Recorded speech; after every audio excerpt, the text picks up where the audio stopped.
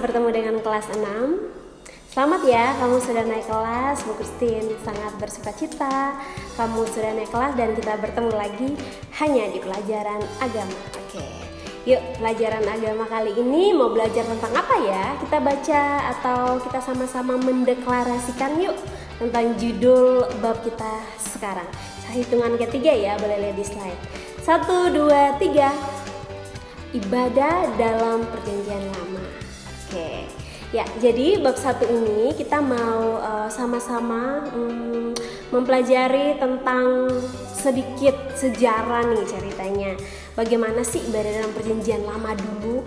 Bapak leluhur kita dulu tuh ibadahnya kayak gimana sih gitu? Kenapa kita sekarang ibadahnya kayak gini? Kok mereka dulu ibadahnya kayak gitu ya? Yuk kita simak saja ya, jangan kemana-mana. Oke, yuk kita start dari gambar dulu nih yang akan Bu Christine tanyakan. Nah, anak-anak jika kamu diberikan pilihan tentang hadiah, kira-kira dari slide di samping, kamu mau milih hadiah yang mana? Pasti ada yang milih gini, Bu Christine saya karena suka main game, saya milihnya yang game aja deh. Atau saya mungkin yang suka membaca, saya milihnya komik aja deh. Ada juga yang milih, ya udah Bu Christine saya maunya semua. Boleh. Yang namanya pilihan pasti semua orang akan memilih yang semaunya dan sesukanya. Biasanya yang akan dia senang seperti apa. Nah, nggak apa-apa, boleh dipilih. Nah, tapi bagaimana anak-anak? Apakah Tuhan senang nggak nih kalau kita beribadah? Terus Tuhan kira-kira senangnya yang kayak gimana ya? Apakah Tuhan itu senang kalau kita bawa persembahannya banyak, uangnya baru? Atau Tuhan senang kalau kita beribadah itu saat kita mengenakan baju baru? Atau mungkin Tuhan senang kalau kita punya game baru, buku baru, Alkitab baru yang dibawa ke gereja mungkin? Apakah seperti itu? Nah, nanti anak-anak akan semakin paham ketika sudah saya jelaskan. Nah, ngomong-ngomong tentang perjanjian lama, kalau perjanjian lama berarti kita akan mengingat tentang bapak leluhur kita nih, dari Adam dan Hawa, Kain dan Habel, Abraham dan seterusnya. Nah, bagaimana sih bentuk ibadah mereka? Ada yang tahu? Pasti banyak yang belum tahu. Yuk, tetap saksikan penjelasan Bu Christine ya. Oke, yuk. Pada zaman dulu anak-anak yang harus kita ketahui adalah mereka juga percaya kepada Allah kok. Jadi rasa atau bentuk ucapan syukur mereka, ibadah mereka kepada Allah itu mereka memberikan hadiah kepada Allah berupa kurban persembahan. Ya, nanti Bu Christine akan menjelaskan kurban persembahannya seperti apa sih. Nanti akan dijelaskan ya sama Bu Christine. Next, nah itu adalah cara mereka menyatakan cinta kepada Allah, cara mereka menghormati Allah, cara mereka memuji Allah, cara mereka menyembah Allah, dan itu adalah iman mereka kepada Allah. Nah, kita tidak bisa menyalahkan, oh yang mereka dulu salah nih, cara memberikan persembahannya enggak. Ya itu adalah dulu bentuk persembahan mereka, bentuk rasa cinta mereka kepada Allah. Nah, untuk makin lebih paham lagi, kita akan lanjut nih, biar semakin menarik. Ciri-ciri utama ibadah dalam perjanjian lama yang paling pertama adalah mereka mempersembahkan kurban syukur kepada Allah. Nah, peristiwa ini anak-anak kamu ketahui bahwa itu dimulai dari cerita Kain dan Habel. Kamu sudah tahu ya ceritanya Kain dan Habel kayak gimana?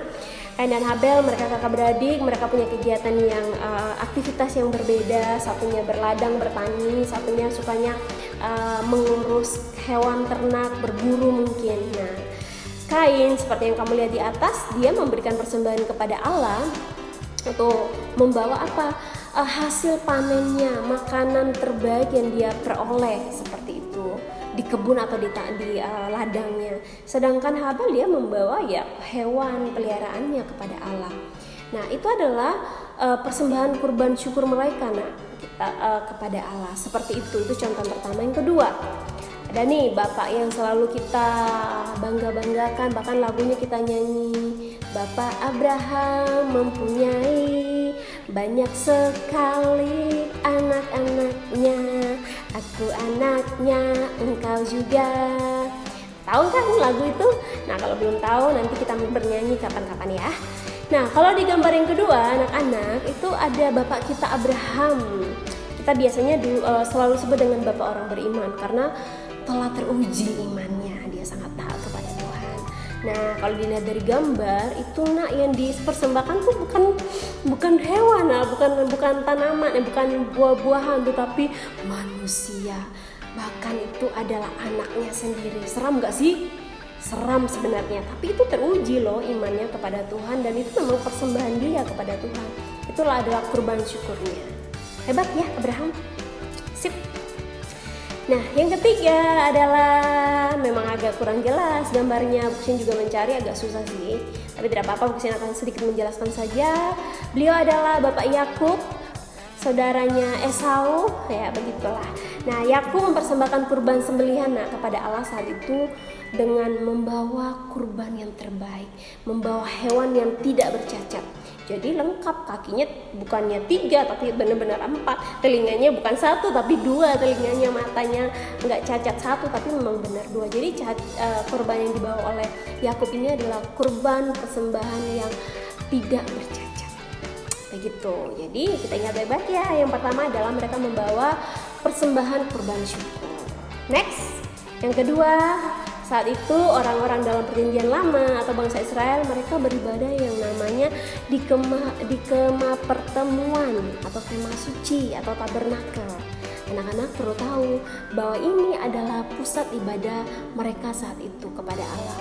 Ini adalah tempat yang kudus, tempat mereka merasakan hadirat Allah loh nak. Sama seperti kita beribadahnya di gereja, tapi dulu mereka tidak mengenal gereja seperti sekarang. Mereka mengenalnya kemah pertemuan atau bait suci. Nah anak-anak, sedikit informasi nih biar kamu tidak ketinggalan. Nah jadi kemah pertemuan ini adalah memiliki beberapa tahap-tahap. Di situ ada pintu pelataran, terus kemudian itu ada tempat peletakan hewan, terus kemudian masuk ke ruang Maha Kudus, Maha Suci. Pokoknya itu ada step-stepnya. Jadi agak di situ sudah dilayani oleh 12 suku Israel saat itu. Terus kemudian di sana ada ada perapian, di sana juga ada berisi tabernakel, terus di dalamnya ada tabut perjanjian, terus kemudian di dalamnya juga ada yang namanya 10 perintah Tuhan. Nah, karena kamu tahu nggak sih bapak yang di samping megang 2 loh batu itu?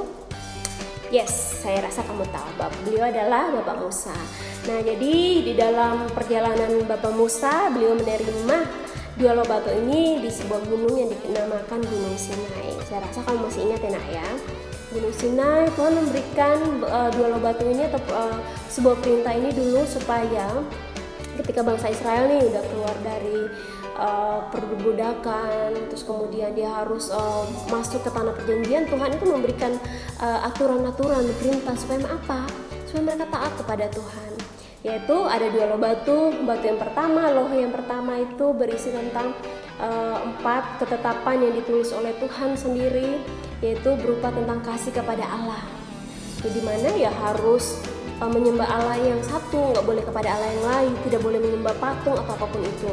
Terus beribadah kepada Allah dan mengingat hari-hari Sabat.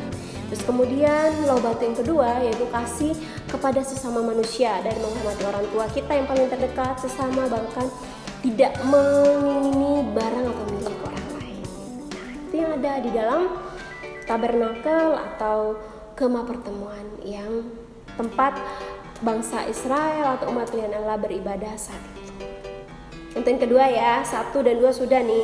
Sekarang yang terakhir anak-anak. Nah, yang terakhir di dalam perjanjian lama, mereka menggunakan Mazmur nih sebagai buku nyanyian. Jadi seperti kita nih di dalam kitab Mazmur itu kan lantunan, nada, puisi, nyanyian dari Daud ya saat itu. Nah, beliau juga menjadikan sebagai contoh untuk kita. Kalau misalnya di hari Kamis kita beribadah, kita selalu membaca Mazmur untuk mengingat Tuhan berkarya lewat nyanyian pujian.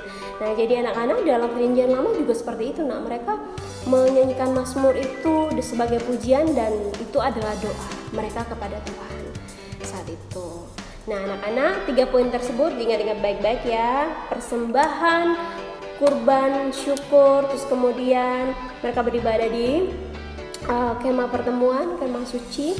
Terus yang terakhir adalah menggunakan Mazmur sebagai buku nyanyian. 3 poin ini diingat-ingat baik-baik ya. Terus kemudian siapakah pemimpin ibadah dalam perjanjian lama? Yang jelas bukan Bu Christine, bukan Pak Pendeta sekarang di gereja kita. Mereka adalah para imam atau para yang dipilih oleh Allah saat itu. Tugas utama mereka, imam ini adalah melayani di hadapan Allah. Jadi mereka adalah perantara umat untuk masuk dalam hadirat Allah.